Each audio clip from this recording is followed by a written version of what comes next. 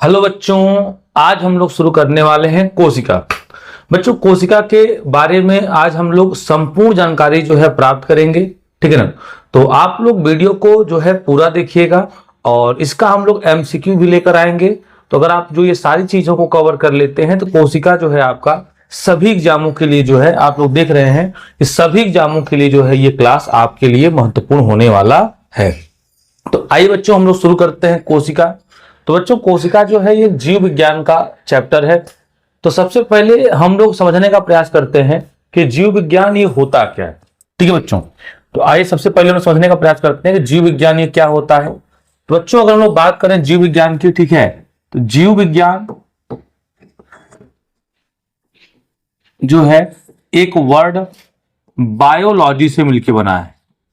जीव विज्ञान जो है बच्चों एक वर्ड बायोलॉजी से मिलकर बना हुआ है। अब बच्चों, बायो का जो अर्थ होता है, बायो का अर्थ होता है लाइफ। बायो का अर्थ होता है लाइफ और लाइफ का मतलब होता है जीवन, ठीक है ना। और लॉजी, तो लॉजी का अर्थ होता है बच्चों अध्ययन। लॉजी का अर्थ होता है अध्ययन।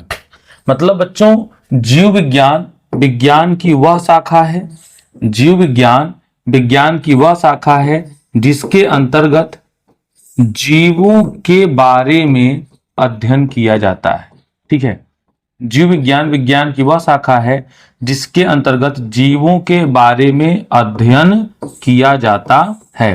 तो ये तो बच्चों हो गया जीव विज्ञान की।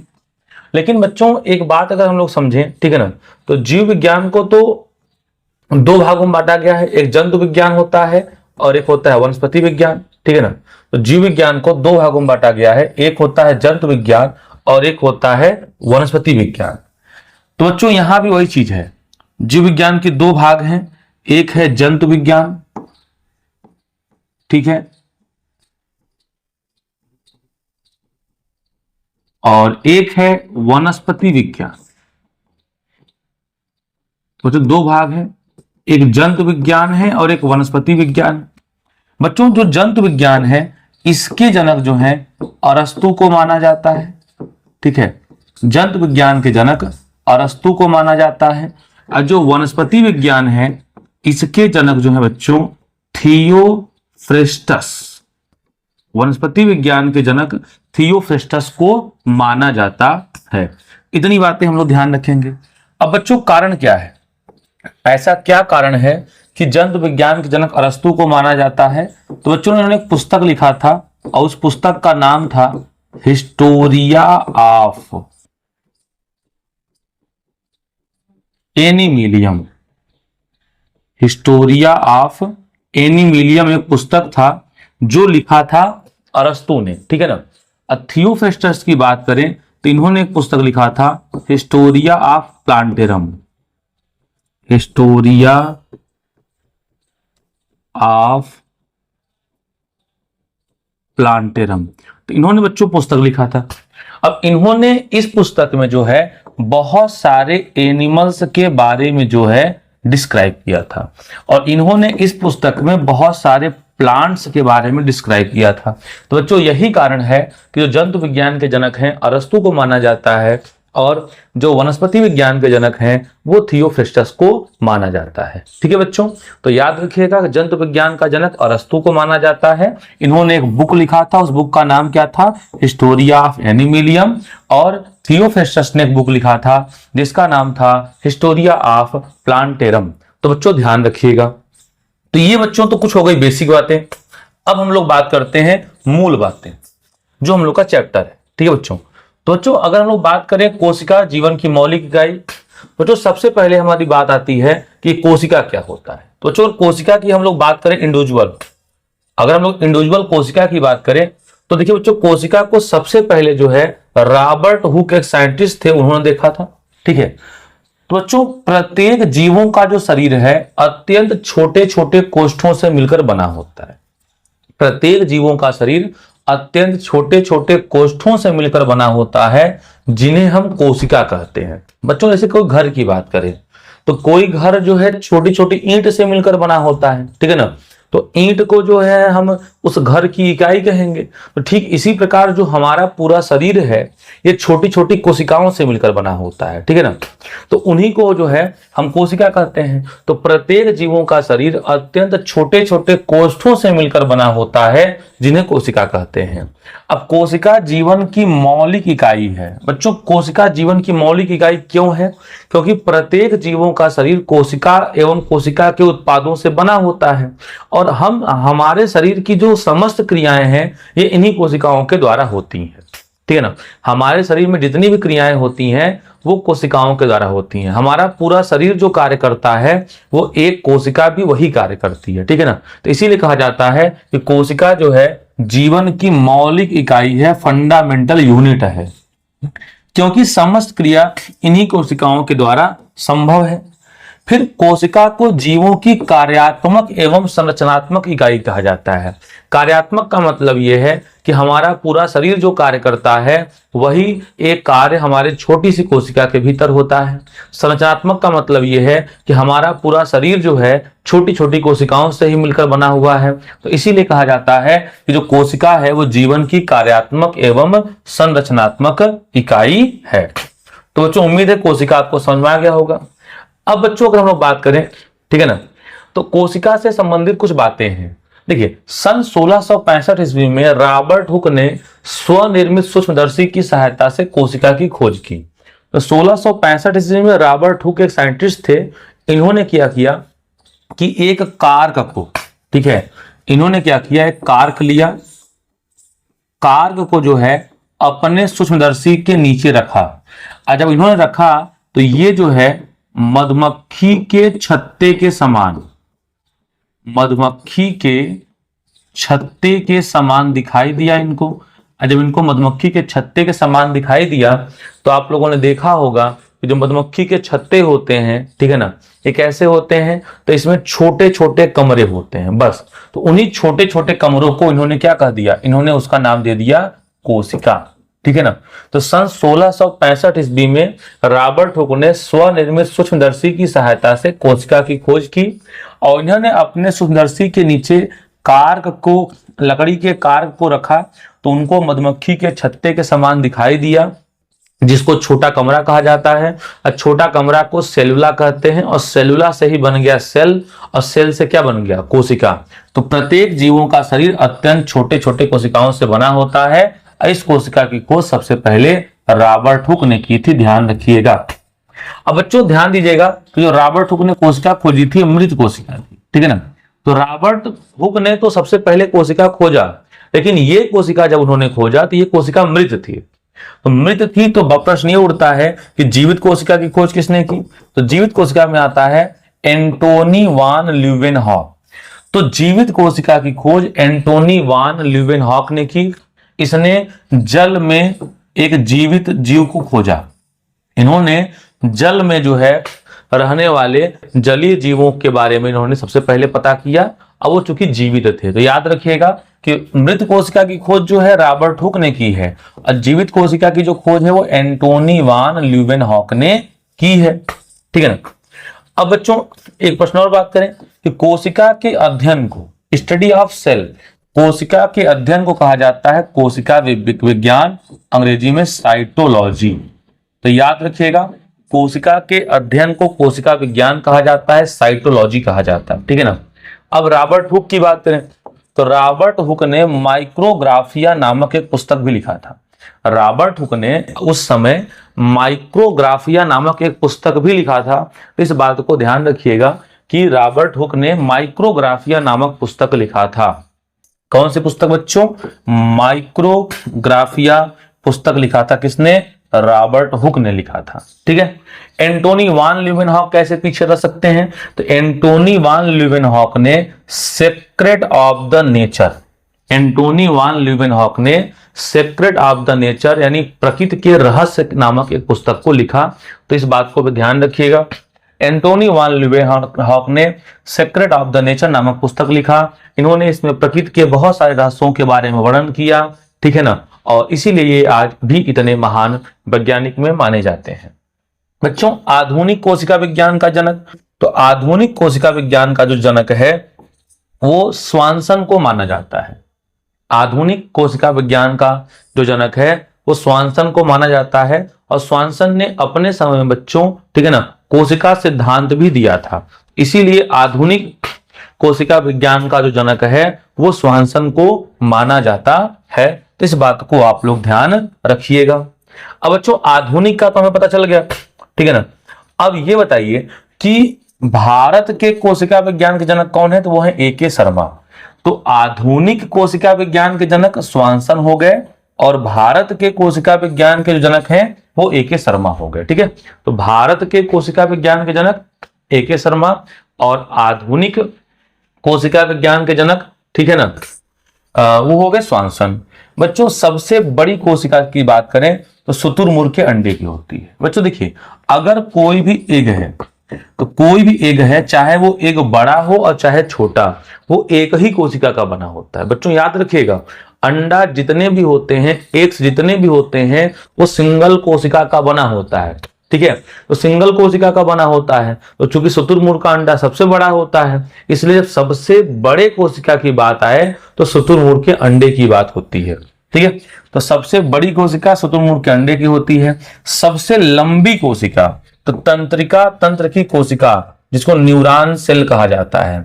तो सबसे लंबी कोशिका जो है तंत्रिका तंत्र की कोशिका होती है, जो हमारे मस्तिष्क में होता है और हमारे मस्तिष्क में संवेदना को उत्पन्न करता है।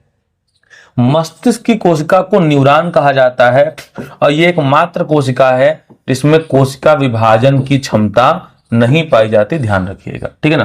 तो मस्तिष्क की कोशिका को न्यूरॉन कहा जाता है, और मस्तिष्क की कोशिका में जो है क्या नहीं पाया जाता, तो मस्तिष्क कोशिका में कोशिका विभाजन की जो क्षमता है ये बिल्कुल नहीं पाई जाती है।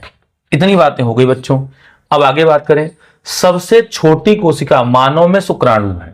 बच्चों का सबसे छोटी कोशिका की बात करें मानवों में, ठीक है, तो मानवों में सबसे छोटी कोशिका कौन है, शुक्राणु है, यानी स्पर्म है। तो मानव में सबसे छोटी कोशिका शुक्राणु यानी स्पर्म है, ठीक। इसके बाद संसार की सबसे छोटी कोशिका PPLO है। कौन है, PPLO, प्लूरोन्यूमोनिया लाइक ऑर्गेनिज्म। तो संसार की सबसे छोटी कोशिका जो है वो है PPLO, प्लूरोन्यूमोनिया लाइक ऑर्गेनिज्म, ठीक है। तो ये माइक्रोप्लाज्म जीवाणु है। तो संसार में सबसे छोटी जो कोशिका है इसी PPLO की होती है, यानी प्लूरोन्यूमोनिया लाइक ऑर्गन या ऑर्गेनिज्म की होती है। तो उम्मीद है बच्चों कि आप लोगों को ये बातें समझ में आ रही होंगी, ठीक है। अब हम लोग बात करने वाले हैं कोशिका विषयक कुछ खोजें। बच्चों कोशिका से संबंधित कुछ खोजें हुई हैं, तो अब उनके बारे में हम लोग बात करने वाले हैं। तो बच्चों अगर बात करें हम लोग, ठीक है, तो देखते हैं क्या क्या खोजें हुई और कैसे कैसे हुई, कैसे कैसे वैज्ञानिकों ने दिया। देखिए बच्चों, रॉबर्ट हुक तो हम लोग पढ़ चुके हैं कि रॉबर्ट हुक ने 1665 में कोशिका की खोज की और कोशिका नाम दिया, ठीक है ना। इन्होंने ही कोशिका की खोज की थी। अब कोशिका को जो कोशिका कहा तो रॉबर्ट हुक ने ही कहा था, ठीक है। इसके बाद अगर हम लोग बात करें तो Antonie van Leeuwenhoek, Antony van Leeuwenhoek ने 1674 में उन्नत सूक्ष्मदर्शी से तालाब के जल में, मतलब काफी हाई लेवल का सूक्ष्मदर्शी था, इन्होंने तालाब के जल में जीवित कोशिकाओं को देखा, ठीक है। तो उन्नत सूक्ष्मदर्शी से तालाब के जल में जीवित कोशिकाओं को देखा, जैसे जीवाणुओं को देखा, बैक्टीरिया, युग्लिना को देखा, ठीक है, शुक्राणु स्पर्म को देखा, अंड कोशिका को देखा, ठीक है, अपृष्ठधारियों की रक्त कोशिकाओं का भी अध्ययन किया। तो बच्चों इन्होंने तो बहुत ज्यादा अध्ययन जो है अपने जीवन में किया था, ठीक है। तो आप देख पा रहे हैं जीवाणुओं का अध्ययन किया, युग्लिना का किया, शुक्राणु का किया, अंड कोशिका का किया, ठीक है ना, अपृष्ठधारियों की रक्त कोशिकाओं का भी अध्ययन इन्होंने किया। तो इन सब नाम को याद रखिएगा, जीवाणु, युग्लिना, शुक्राणु, अंड कोशिका, अपृष्ठधारियों की रक्त कोशिकाओं का भी इन्होंने अध्ययन किया था। और आगे बढ़ा जाए, रॉबर्ट ब्राउन, तो बच्चों इनका नाम अभी आएगा, बाद में हम लोग पढ़ेंगे। तो रॉबर्ट ब्राउन ने कोशिका में केंद्रक का खोज की। किसकी की, केंद्रक। अब बच्चों केंद्रक को कोशिका का मस्तिष्क कहा जाता है, ठीक है ना। केंद्रक को कोशिका का मस्तिष्क भी कहा जाता है और मैनेजर भी कहा जाता है और इंजीनियर भी कहा जाता है। ठीक है बच्चों, तो केंद्रक को कोशिका का मस्तिष्क भी कहते हैं, मैनेजर भी कहते हैं और इंजीनियर भी कहा जाता है। तो 1831 में रॉबर्ट ब्राउन ने जो है वो केंद्रक की खोज की थी। आगे हम लोग पढ़ेंगे, ठीक है ना। चलिए आगे देखते हैं बच्चों। एक और साइंटिस्ट थे जिनका नाम था J.E. पुरकिंजे। अब बच्चों पुरकिंजे ने क्या बताया, देखिए पुरकिंजे ने है ना बच्चों, ये कोशिका के जेली सदृश तरल को जीव द्रव्य कहा। बच्चों पुरकिंजे ने क्या कहा कि कोशिका में जेली नुमा तरल चिपचिपा एक पदार्थ पाया जाता है जिसे इन्होंने जीव द्रव्य यानी प्रोटोप्लाज्म का नाम दिया। ठीक है ना, तो प्रोटोप्लाज्म यानी जीव द्रव्य की खोज की बात करें तो पुरकिंजे ने बताया कि कोशिका के भीतर जो है जेली नुमा चिपचिपा अर्ध पारदर्शी, ठीक है ना, एक तरल पाया जाता है और उसी तरल को इन्होंने कहा ये जीव द्रव्य है। जीव द्रव्य का मतलब है कि जीव का आधार, इसको अंग्रेजी में प्रोटोप्लाज्म कहा जाता है। तो बच्चों हमें नहीं लगता कि आपको विशेष समस्या होगी। अगला है हक्सले।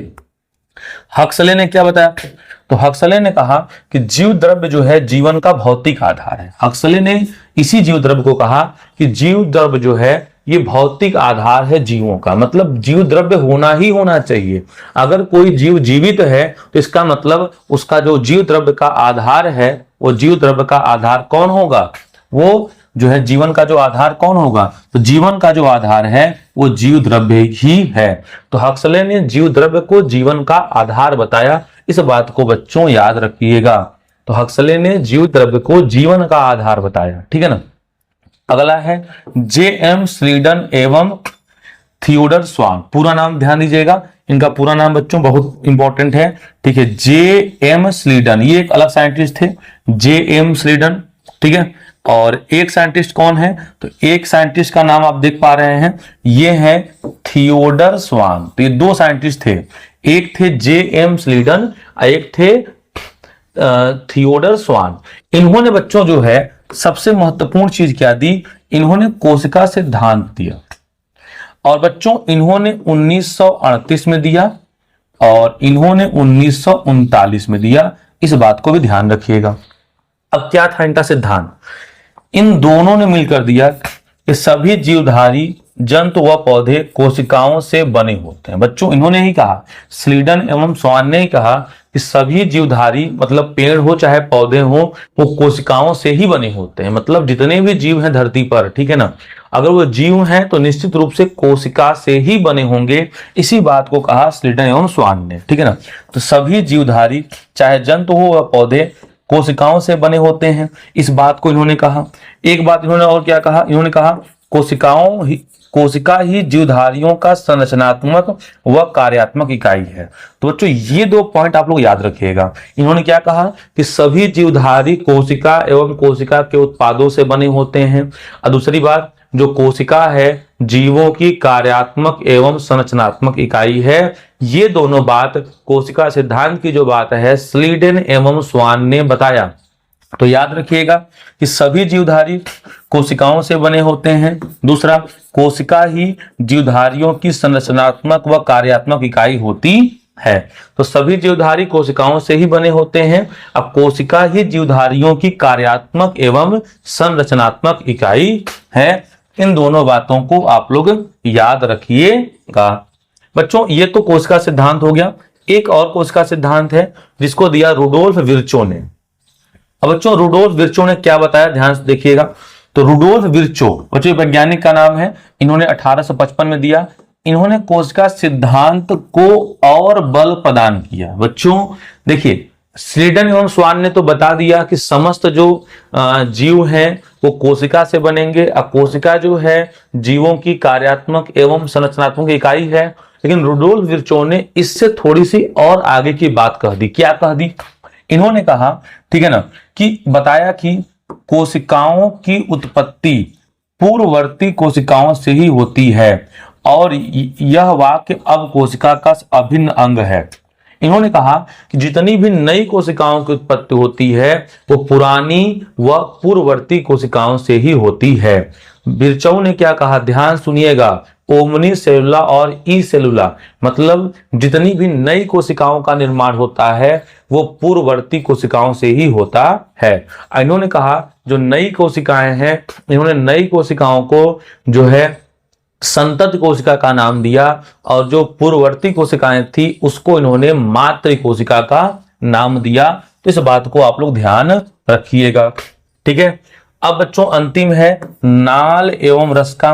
तो बच्चों 1940 से 42 में इलेक्ट्रॉन सूक्ष्मदर्शी का आविष्कार किया। बच्चों नाल एवं रस्का ने, ध्यान रखिएगा, इलेक्ट्रॉन सूक्ष्मदर्शी की खोज की, ठीक है।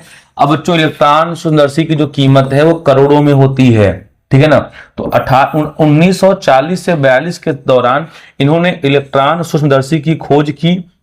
इलेक्ट्रॉन सूक्ष्मदर्शी के आविष्कार के बाद कोशिका का जटिल संरचना, बहुत से अंगकों की संरचना को समझाना हो सका। बच्चों इन्होंने जब खोज दिया, इन्होंने जब इलेक्ट्रॉन सूक्ष्मदर्शी खोज दिया तो कोशिका के अंदर क्या होता है ये सब भी जानकारी हमें धीरे धीरे प्राप्त होने लगी। तो नाल एवं रस का जो है इन्होंने बड़ी महत्वपूर्ण खोज कर दी उस दशक में। उस समय जब इन्होंने खोजा तो इसका फायदा ये हुआ कि हमें ये धीरे धीरे जानकारी मिलने लगा कि कोशिका के भीतर क्या क्या चीजें हैं। अब कोशिका के भीतर क्या क्या चीजें हैं तो इन्हीं के जो है बदौलत हमें धीरे धीरे प्राप्त हो पाया, ठीक है ना बच्चों। चलिए आगे बढ़ते हैं। अब बच्चों हम लोग अपने टॉपिक पे आते हैं। अब तो ये हो गया। अब बच्चों कोशिकाओं के संरचना की बात करें। बच्चों कोशिकाओं के बारे में तो हम लोगों ने देखा क्या कैसे होता है, बट ये कोशिका की संरचनात्मक की बात करें तो यदि हम कोशिका का अध्ययन सूक्ष्मदर्शी से करें तो हमें लगभग प्रत्येक कोशिका में 3 प्रमुख घटक दिखाई देंगे।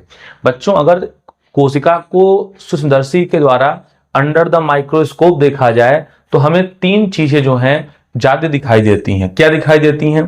पहला दिखाई देता है प्लाज्मा झिल्ली। पहला क्या दिखाई देता है? प्लाज्मा झिल्ली या कोशिका झिल्ली जो है हमें ये साफ साफ दिखाई देता है। दूसरा क्या दिखाई देता है? केंद्रक यानी न्यूक्लियस जो है हमें ये भी साफ साफ दिखाई देता है। फिर क्या दिखाई देता है? तो फिर दिखाई देता है कोशिका द्रव्य। कोशिका द्रव्य का मतलब होता है साइटोप्लाज्म। तो बच्चों ये 3 चीजें जो हैं हम लोगों को साफ साफ दिखाई देती हैं यदि कोशिका को देखा जाए तो। पहला है प्लाज्मा झिल्ली या कोशिका झिल्ली, दूसरा है केंद्रक, तीसरा है कोशिका द्रव्य।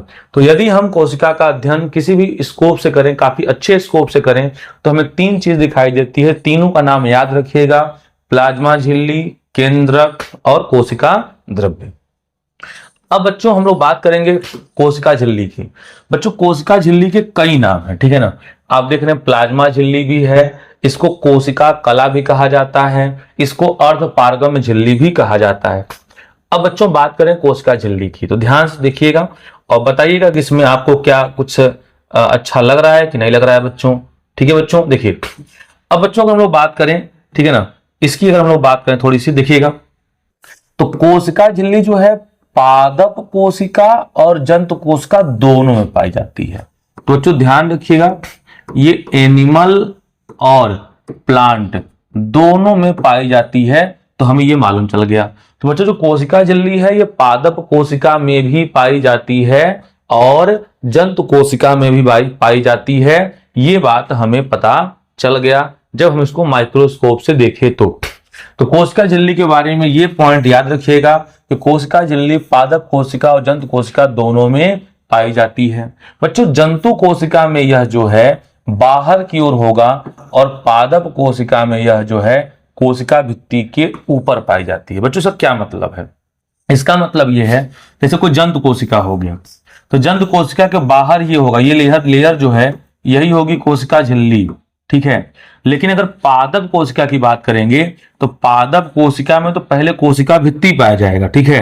अब कोशिका भित्ति के बाद जो है ये कोशिका झिल्ली पाया जाएगा। तो ध्यान रखिएगा कि जंतु कोशिका में एकदम ये आउटर लेयर होगा, ठीक है। लेकिन पादप कोशिका में जो है ना, ये पादप कोशिका में ये जो है सेकंड लेयर पे होगा, यानी पहले कोशिका भित्ति फिर कोशिका झिल्ली। तो याद रखिएगा, ठीक है। क्या याद रखना है आपको कि जंतु कोशिका में यह बाहर की ओर और पादप कोशिका में यह ठीक कोशिकांग के ऊपर होता है। तो ध्यान रखिएगा कोशिका भित्ति के ठीक नीचे पाई जाती है। तो ये दोनों बातें आपको याद हो जाएंगी उम्मीद है। तीसरा है यह लचीली होती है तथा इसकी मोटाई लगभग 75 एंगस्ट्राम होती है। बच्चों कोशिका झिल्ली को कहा जा रहा है कि यह जो है लचीली होती है। लचीली का मतलब फ्लेक्सिबल होती है, ये अपने आकार को जो है किसी भी तरह से जो है कन्वर्ट कर सकती है, चेंज कर सकती है। और इसकी मोटाई जो बच्चों लगभग 75 एंगस्ट्राम होती है। बच्चों 1 एंगस्ट्राम की बात करें तो 10⁻⁻10 मीटर होता है। तो 1 एंगस्ट्राम का मतलब होता है 10⁻⁻10 मीटर। तो आप अनुमान लगा लीजिए कि इसकी मोटाई कितनी होगी। बच्चों आपके जो बाल है ना, बाल से भी पतले होंगे। आपके जो बाल हैं, हेयर हैं, आपके बालों से भी पतले जो है बच्चों, ये कोशिका झिल्ली होगी। तो कोशिका झिल्ली की जो मोटाई है लगभग 75 एंगस्ट्राम होती है। बच्चों बनी किसकी होती है? तो ये फास्फोलिपिड और प्रोटीन की बनी होती है। बच्चों ध्यान रखिएगा, ठीक है ना। कोशिका झिल्ली जो है लिपिड प्लस प्रोटीन की बनी होती है। तो कोशिका झिल्ली किसकी बनी होती है? तो लिपिड प्लस प्रोटीन। अब बच्चों लिपिड में प्रोटीन भी 2 प्रकार का, एक होता है परिधीय प्रोटीन, एक होता है इंटीग्रेटेड प्रोटीन। ठीक है, तो याद रखिएगा कि प्रोटीन भी 2 प्रकार का होगा, एक परिधीय प्रोटीन से बना होगा और एक इंटीग्रेटेड प्रोटीन से बना होगा। अभी आगे हम लोग देखते हैं इस बात को। तो बच्चों ये 4 बातें सबको याद हो गई कि कोशिका झिल्ली जो है पादप कोशिका और जंतु कोशिका दोनों में पाई जाती है। कोशिका झिल्ली जो है जंतु कोशिका में बाहर की और पादप कोशिका में कोशिका भित्ति के ठीक भीतर पाई जाती है। यह लचीली होती है तथा इसकी मोटाई लगभग 75 एंगस्ट्राम होती है। यह फास्फोलिपिड और प्रोटीन की बनी होती है। इस बात को ध्यान रखिएगा। बच्चों प्रोटीन यहाँ पे 2 प्रकार के होंगे, एक तो होगा आपका इंटीग्रेटेड प्रोटीन और एक परिधीय प्रोटीन। आगे हम लोग देखेंगे उसके बारे में। ठीक है बच्चों, आइए आगे देखते हैं। बच्चों बात करें कोशिका झिल्ली के कार्य की, तो क्या है कार्य कोशिका झिल्ली का, आइए इस बात को समझते हैं। बच्चों सबसे बाहर पाया जाता है, तो कोशिका झिल्ली के भीतर की भागों की सुरक्षा करता है। कोशिका झिल्ली जो है ये कोशिका के भीतरी भागों की सुरक्षा करेगा। भाई अगर सबसे आउटर लेयर जैसे हमारा कपड़ा हो गया, तो हमारा कपड़ा क्या करेगा? हमें धूप से बचाएगा, ठीक है, छोटे मोटे जो इन्फेक्शन है उससे बचाएगा। तो कोशिका झिल्ली भी तो कोशिका का बाह्य आवरण है, तो अगर बाह्य आवरण है तो उसको सुरक्षा प्रदान करेगा, ठीक है ना। तो कोशिका झिल्ली जो है कोशिका के भीतरी भागों की सुरक्षा करता है। दूसरा, कोशिका झिल्ली आवश्यक पदार्थों को कोशिका के अंदर बाहर आने जाने में से नियंत्रित करता है। बच्चों कौन सा पदार्थ कोशिका के भीतर आएगा, कौन सा पदार्थ कोशिका के बाहर जाएगा, इन सब पर भी नियंत्रण जो है कोशिका का ही होता है, जिसको हम लोग कहते हैं वर्णात्मक चयन। ठीक है, तो सिलेक्टिव परमिबिलिटी। तो कोशिका झिल्ली आवश्यक पदार्थ को कोशिका के अंदर बाहर जाने को नियंत्रित करता है। तीसरा है कोशिका झिल्ली कोशिका के भीतर के अंगों को बाह्य वातावरण से अलग रखता है। तो बच्चों अगर ये सबसे बाहर होगा, अगर कोशिका झिल्ली हमारे शरीर के सबसे आउटर लेयर में है, तो जाहिर सी बात है कि बाहरी वातावरण से जो है यह कोशिका को अलग करेगा। तो ये बात हमें नहीं लगता कि कोई विशेष समस्या होगा, आप लोग इसको समझ लीजिएगा कि कोशिका झिल्ली के भीतरी भागों की सुरक्षा करना काम है। यह कोशिका झिल्ली जो है आवश्यक पदार्थ को कोशिका के अंदर बाहर आने जाने से नियंत्रित करता है। ठीक है, और कोशिका झिल्ली जो है कोशिका के भीतरी अंगों को बाह्य वातावरण से अलग रखती है। तो इन बातों को आप लोग याद रखिएगा। अगली बात करें कोशिका झिल्ली की संरचना, तो कोशिका झिल्ली जो है फास्फोलिपिड तथा प्रोटीन से बना होता है और फास्फोलिपिड के दोनों ओर प्रोटीन की परतें पाई जाती हैं। तो बच्चों आप लोग ये देख पा रहे हैं कि ये जो है एक स्ट्रक्चर है आपके कोशिका झिल्ली का, और इसमें आप लोग देख पा रहे हैं कि डबल लेयर है, ठीक है ना। तो ऊपर भी एक लेयर है और नीचे भी एक लेयर है। अब बच्चों देखिए इसमें प्रोटीन्स की अगर हम लोग बात करें, ठीक है ना, तो ध्यान दीजिएगा थोड़ा सा। ये देखिए ये शर्करा है, कार्बोहाइड्रेट, ये परिधीय प्रोटीन है। ये जो आप लोग देख रहे हैं चूंकि ये परिधि में पाया जा रहा है, तो अगर ये परिधि में पाया जा रहा है तो ये क्या हो गया, ये जो टोटल्स हैं वो है परिधीय प्रोटीन। कौन से प्रोटीन? परिधि में पाया जा रहा है, तो इसका नाम हो गया परिधीय प्रोटीन।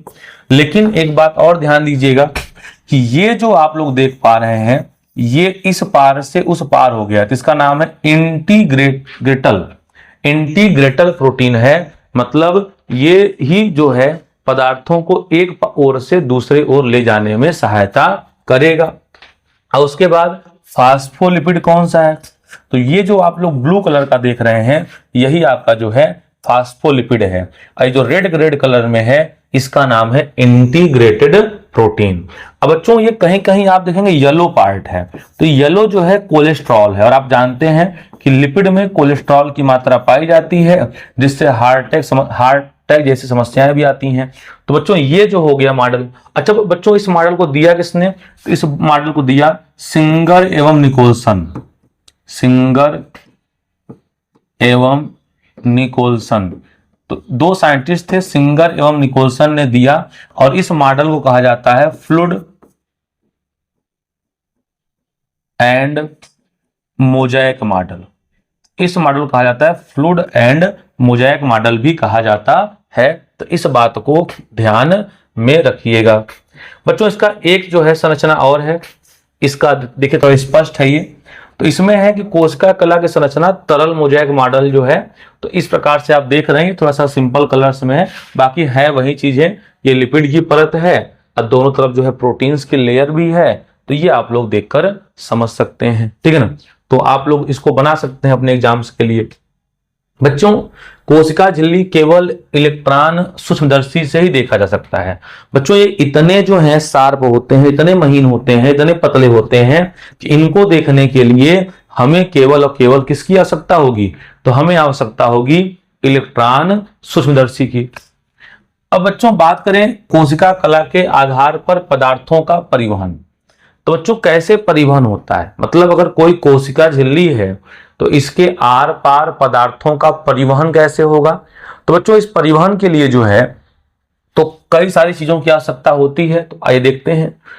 किसी भी कोशिका के जीवित अवस्था को बनाए रखने के लिए कुछ पदार्थ की आवश्यकता होती है, ठीक है ना। किसी भी कोशिका के जीवित अवस्था को बनाए रखने के लिए कुछ पदार्थ की आवश्यकता होती है, जिसका परिवहन कोशिका झिल्ली के द्वारा होता है। यह दो विधियों से होता है। अब दो विधियों से कैसे होगा? तो पहला होता है निष्क्रिय परिवहन। निष्क्रिय परिवहन का मतलब होता है पैसिव ट्रांसपोर्टेशन। तो पैसिव ट्रांसपोर्टेशन का मतलब ये होता है कि इस परिवहन के लिए ऊर्जा की आवश्यकता नहीं होती। तो बच्चों जीवों में होने वाला ऐसा परिवहन जिसके लिए हमें किसी भी प्रकार के ऊर्जा की आवश्यकता नहीं होती है, उसे कहा जाता है निष्क्रिय परिवहन। इस परिवहन द्वारा जल, गैस, आयन जैसे अणु ही कोशिका के अंदर बाहर आ जा सकते हैं। बच्चों निष्क्रिय परिवहन है, तो निष्क्रिय परिवहन में ऐसा थोड़ी ना है कि सारी चीजें आ और जाएंगी। तो बच्चों निष्क्रिय परिवहन में जो है जल चला जाएगा, गैस चला जाएगा, आयन चले जाएंगे, और इसी प्रकार के अणु जो है अंदर बाहर जा सकते हैं। अब बच्चों जो ये अंदर बाहर परिवहन हो रहा है ये दो मेथड से होता है, एक विसरण से होता है और एक परासरण से होता है। अब विसरण परासरण से कैसे होगा, आइए इस बात को समझने का प्रयास करते हैं। नहीं बच्चों, और सक्रिय परिवहन का मतलब होता है इसमें ऊर्जा की आवश्यकता होती है। अब बच्चों बात करें परासरण, तो परासरण कैसे होता है इस बात को समझने का प्रयास करिएगा। देखिए बच्चों, अर्ध पारगम्य झिल्ली के द्वारा उच्च सांद्रता से निम्न सांद्रता की ओर जो जल का प्रवाह है वो कहलाता है परासरण। बच्चों अर्ध पारगम्य झिल्ली का मतलब जैसे हमारी कोशिका झिल्ली, तो हमारी कोशिका झिल्ली अत्यंत पतली होती है, तो उसमें बहुत ही छोटे छोटे छिद्र पक्का होंगे, तो उसी से जो है कोई भी जो जल होगा तो अधिक मात्रा से कम मात्रा की ओर जाएगा। मतलब अगर बीच में अर्ध पारगम्य झिल्ली है तो पानी हमेशा जो है अधिक से कम की ओर प्रवाहित होगा। जैसे परासरण की मदद से पौधे जड़ों से पानी और खनिज को लेते हैं। अब कैसे लेंगे बच्चों?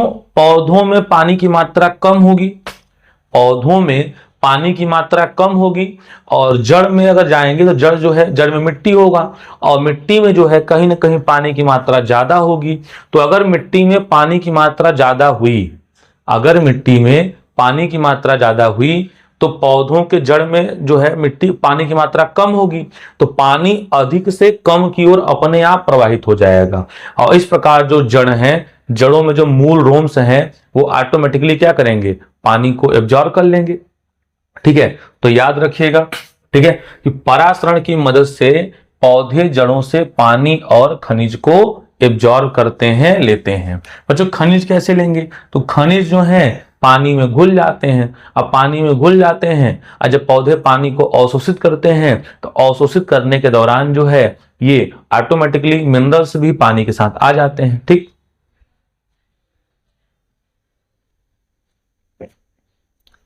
अगला है बच्चों, एक छूट गया था, ध्यान दीजिएगा क्या था ये है कि किशमिश को जल में डालने पर। बच्चों आप लोग किशमिश देखा होगा, ठीक है ना? तो अगर किशमिश को हम लोग जल में डाल देते हैं तो फूल जाता है। क्यों फूल जाता है? बच्चों किशमिश के अंदर जल की मात्रा होती ही नहीं है या अत्यंत कम होती है।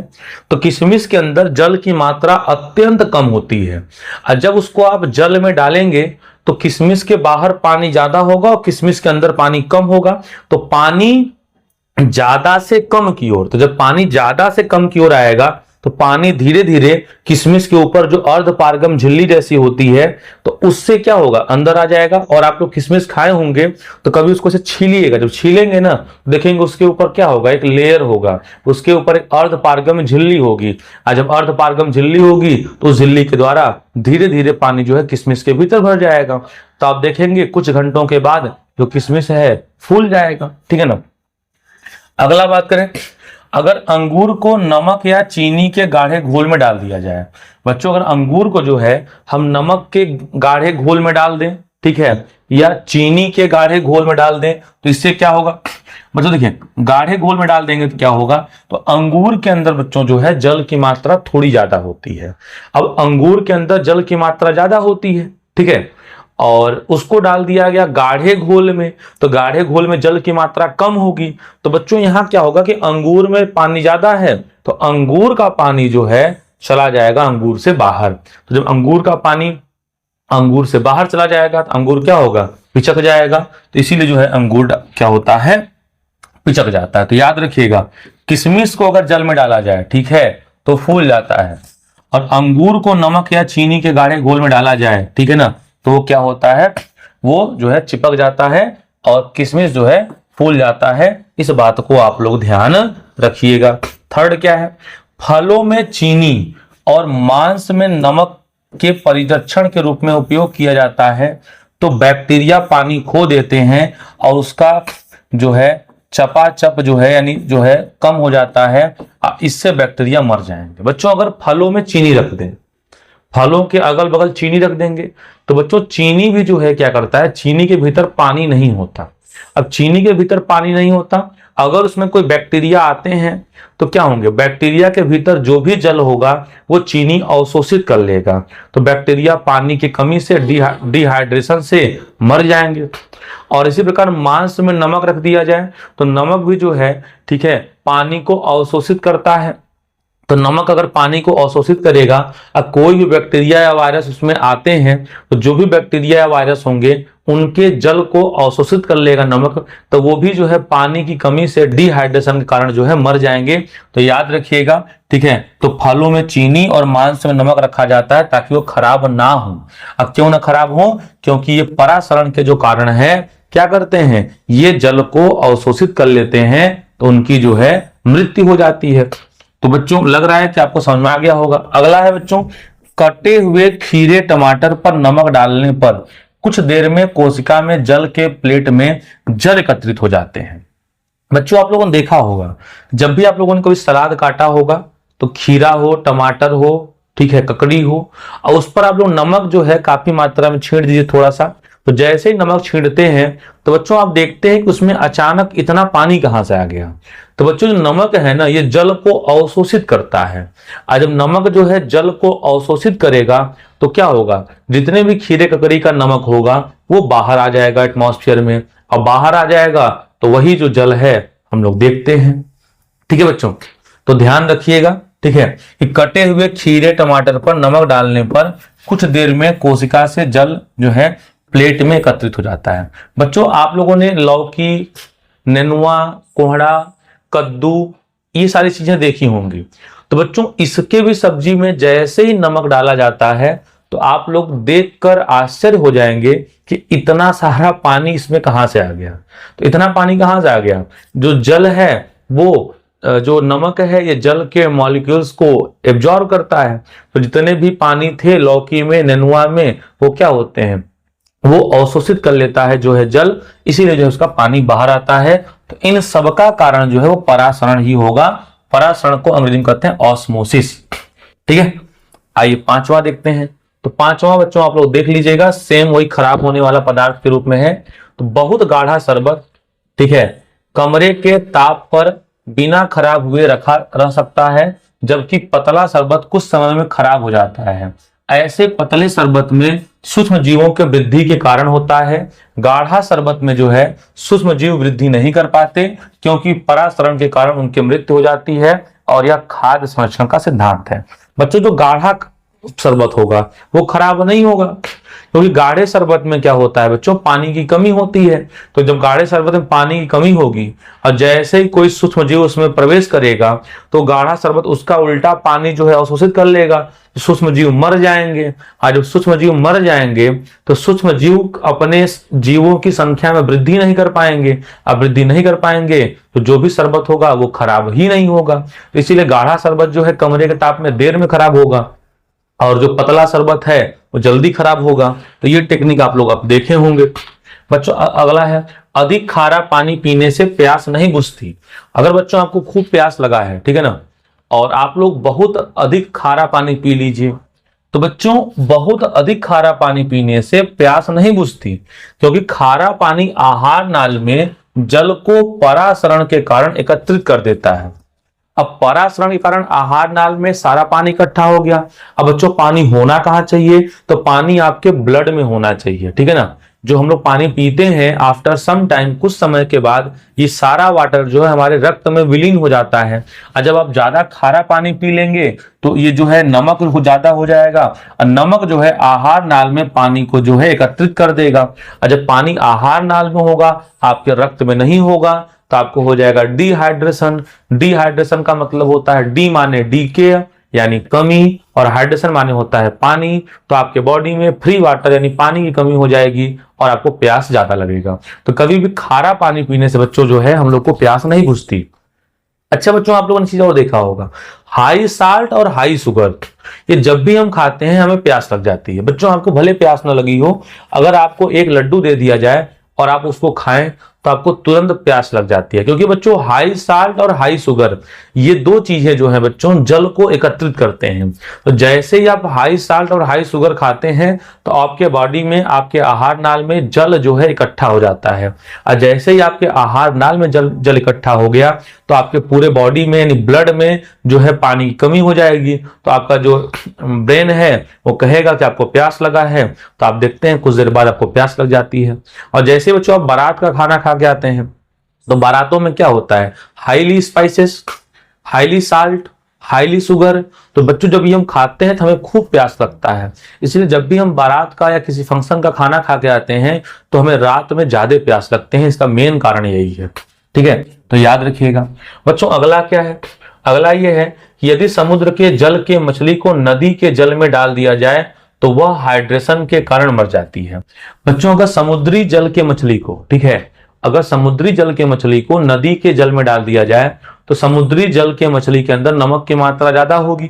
अब नमक की मात्रा ज्यादा होगी तो समुद्री मछली क्या करेगी, नदी के जल को अधिक मात्रा में अपने शरीर में अवशोषित कर लेगी, और अपने शरीर में अवशोषित कर लेगी इस कारण जो है मछली के भीतर पानी की मात्रा ज्यादा हो जाएगी। अब बच्चों अगर हमारे शरीर में पानी की मात्रा ज्यादा हो जाए या मछली के शरीर में पानी की मात्रा ज्यादा हो जाए तो इससे मेटाबॉलिज्म जो है धीमी हो जाती है, उपापचयी क्रिया धीमी हो जाती है, और जब ये पानी और बढ़ जाए तो इससे मृत्यु तक हो सकती है, ठीक है। तो इसलिए अगर समुद्री जल के मछली को हम लोग नदी के जल में डाल दें तो वो हाइड्रेशन यानी अधिक पानी के कारण उसका उपापचयी प्रक्रिया धीमा हो जाएगा और वो मर जाएगी। बच्चों अगर हम लोग भी 2 घंटे के अंदर या 1 घंटे के अंदर 4 से 5 लीटर पानी पी लेते हैं तो हम लोग का भी जो है मेटाबॉलिज्म स्लो हो जाएगा और मृत्यु हो सकती है। आप लोगों ने देखा होगा कभी कभी कि अगर आपको बहुत ज्यादा प्यास लगी होती है और आप अचानक तेजी से पानी पी जाते हैं, ज्यादा पानी पी लेते हैं, तो जैसे अगर आप अचानक तेजी से ज्यादा पानी पीते हैं तो आप लोग देखते होंगे कि आप लोग का जो पेट है वो दर्द करने लगता है। बच्चों पेट दर्द करने का कारण यही है कि आपके शरीर में अचानक तेजी से पानी आ गया और वो सारा पानी जो है रक्त में अभी डिजॉल्व होने में समय लगेगा, इसीलिए आपका जो है पेट दर्द करने लगता है। ठीक है, तो ध्यान रखिएगा। अब बच्चों इसका उल्टा, यदि नदी के मछली को समुद्र के जल में डाल दिया जाए तो वह डिहाइड्रेशन के कारण मर जाती है। जो जल होगा, जाल नहीं होगा।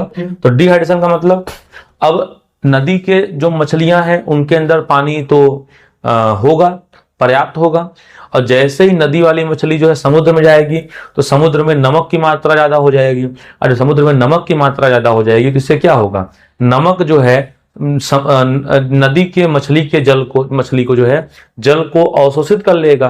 तो नदी के जो जल की मछली है उसके अंदर तो पानी की कमी हो जाएगी ना, और जब पानी की कमी हो जाएगी तो डिहाइड्रेशन के कारण वो मछली मर जाएगी, यानी प्यास से मर जाएगी। ठीक है बच्चों, तो याद रखिएगा। बच्चों अंगूर वाला हो ही गया है, किशमिश का भी हो गया है। बच्चों एक और है कि छुई मुई जैसे पादपों की गति जो है परासरण पर आधारित है। बच्चों यहाँ पे परासरण होगा, इसको बना लीजिएगा। तो छुई मुई जैसे पादपों की जो गति है परासरण पर आधारित है। नेक्स्ट है, लाल रक्त कोशिकाओं को जल में डालने पर यह जल का अवशोषण करके फूलने लगती हैं, क्योंकि जंतु कोशिकाओं में दृढ़ कोशिका भित्ति का अभाव होता है। अतः अधिक जल अवशोषण के कारण यह कोशिकाएं फट जाती हैं। अतः इन लाल रक्त कोशिकाओं को भूत कहा गया है, ध्यान रखिएगा। तो प्रश्न बच्चों पूछ सकता है कि किन कोशिकाओं को भूत कहा जाता है, तो लाल रक्त कोशिकाओं को भूत कहा जाता है। बच्चों अब अगर हम बात करें, ठीक है ना, कि कोशिका तो हो गया, अब परासरण के प्रकार की बात करें। ठीक है, तो बच्चों जो परासरण है ये 3 प्रकार के होते हैं। पहला क्या है, यदि कोशिका को तन विलयन वाले माध्यम में डाला जाए। ठीक है, यदि कोशिका को तन विलयन वाले माध्यम अर्थात जल के शक्कर या नमक की मात्रा कम मात्रा वाले में डाला जाए तो क्या होता है कि परासरण विधि द्वारा कोशिका के अंदर चला जाएगा। ऐसे विलयन को अल्प परासरण दाबी विलयन कहा जाता है। तो ध्यान रखिएगा कि यदि हम जो है कोशिका को किसी ऐसे विलयन में डालें जो विलयन तनु हो, तो विलयन अगर तनु होगा तो उसमें जल की मात्रा जो है थोड़ी बहुत जो है कोशिका के भीतर आ जाएगी, और जब कोशिका के भीतर थोड़ी बहुत आ जाएगी तो उसे हम लोग कहेंगे अल्प परासरण दाबी विलयन। ठीक है, अगला क्या हो सकता है, यदि कोशिका को ऐसे माध्यम विलयन में रखा जाए जिसमें बाह्य जल की सांद्रता कोशिका में स्थित जल की सांद्रता के ठीक बराबर हो।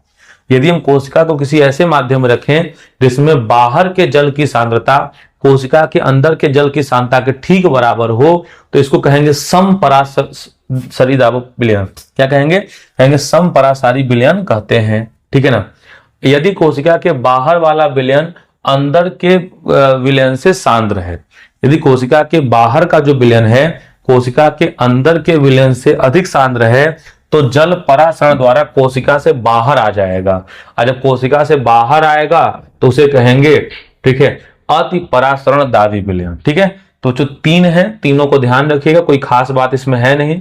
अब बच्चों अगले बात करें तो हम लोगों ने कोशिका झिल्ली तो पूरा देख लिया। अब बच्चों हम लोग बात करेंगे कोशिका भित्ति की। अब बच्चों कोशिका भित्ति का मतलब क्या है कि सेल वाल की हम लोग अब आगे बात करेंगे। ठीक है बच्चों, तो कोशिका भित्ति को देखते हैं, सेल वाल को देखते हैं। अब देखिए बच्चों, कोशिका भित्ति की बात किया जाए तो इसके बारे में कुछ सारे फैक्ट्स हैं, आप लोग ध्यान से देखिएगा। तो बच्चों कोशिका भित्ति केवल पादप कोशिका में ही उपस्थित होती है, जंतु कोशिका में यह अनुपस्थित होती है। तो याद रखिएगा बच्चों, कोशिका भित्ति केवल पादप कोशिकाओं में ही पाई जाती है, जंतु कोशिकाओं में यह पाई ही नहीं जाती। तो इस बात को ध्यान रखिएगा। अगला, यह सेलुलोज का बना होता है। बच्चों जो कोशिका भित्ति होती है ना, यह सेलुलोज का बना होता है जो जटिल कार्बोहाइड्रेट है। जो क्या है, जटिल कार्बोहाइड्रेट है, और जिसका पाचन जंतु नहीं कर सकता। तो ध्यान रखिएगा, सेलुलोज जो है इसका पाचन जंतु नहीं कर सकते क्योंकि यह एक बहुत ही जटिल कार्बोहाइड्रेट है। तो इस बात को ध्यान रखिएगा। बच्चों अगर कोशिका भित्ति के कार्य की बात करें तो भाई जो कार्य कोशिका झिल्ली का था बस थोड़ा बहुत मिलता जुलता कार्य इसका भी होगा। ठीक है ना, तो क्या कार्य है, तो यह पादप कोशिका को निश्चित आकार व आकृति प्रदान करता है। दूसरा कार्य क्या है, कोशिका भित्ति को बाह्य चोटों से सुरक्षा प्रदान करता है। और क्या कार्य है, यह अल्प पराशरी विलयन में कोशिका को फटने से बचाती है और कोशिका से जल संबंधों का नियमन करती है। ठीक है, ध्यान रखिएगा, अल्प पराशरी विलयन में क्या होगा, अगर डुबोया जाएगा तो कोशिका फट सकती है, और जब कोशिका फट सकती है तो उस कोशिका को फटने से भी बचाने का कार्य करती है। बच्चों कुछ नोट पॉइंट क्या है, तो कवकों को या कवकों में जो है बच्चों ध्यान रखिएगा, कवकों में कोशिका भित्ति काइटिन की बनी होती है। ठीक है, और जीवाणुओं की जो कोशिका भित्ति है वो पेप्टिग्लाइकेन की बनी होती है, इस बात को ध्यान रखिएगा। तो कवकों की जो कोशिका भित्ति है वो काइटिन की बनी होती है। ठीक है, और जो जीवाणु है इनकी जो कोशिका भित्ति है ये किसकी बनी होती है, ये पेप्टिग्लाइकेन की बनी होती है। इन दोनों बातों को आप लोग याद रखिएगा। अब बच्चों अगर हम लोग बात करें कोशिका भित्ति के संरचना की बात करें, ठीक है ना, तो कोशिका भित्ति के संरचना की अगर हम लोग बात करें, ठीक है बच्चों, तो देखिए कोशिका भित्ति कुछ इस प्रकार से अगर उसको हम लोग बनाए, ठीक है, देखिए ठीक है, तो कोशिका भित्ति की बात करें तो इस प्रकार से कुछ कोशिका भित्ति आपके होंगे। ठीक, थोड़ा सा इसके स्ट्रक्चर को हम लोग समझ लें। कोशिका भित्ति में कुछ चीजें होती हैं जो हमें पता होनी चाहिए। ये हो गया बच्चों, मान लीजिए पादप कोशिका हो गया, इसका कोशिका भित्ति है। अब बच्चों कोशिका भित्ति की बात करें, ठीक है, तो ध्यान दीजिएगा इनकी जो है बच्चों ये डबल लेयर होती है इस प्रकार से।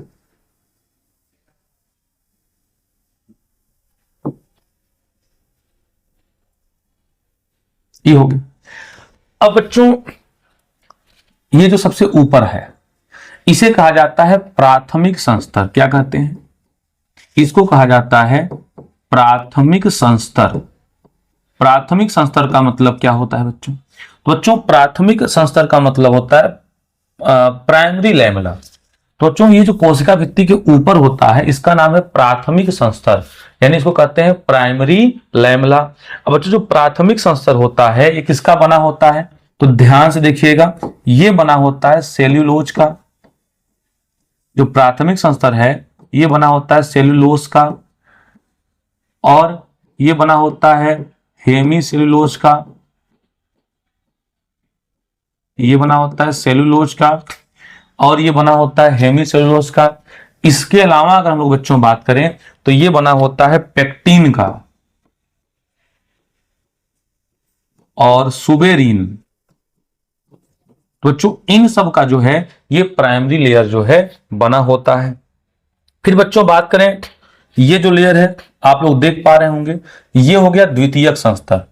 अब बच्चों द्वितीयक संस्तर किसका बना होता है, तो जो द्वितीयक संस्तर बना होता है ये लिग्निन का मोटा परत होता है। द्वितीयक संस्तर लिग्निन का मोटा परत से बना होता है। ठीक है बच्चों, तो इसको बोलते हैं द्वितीयक संस्तर।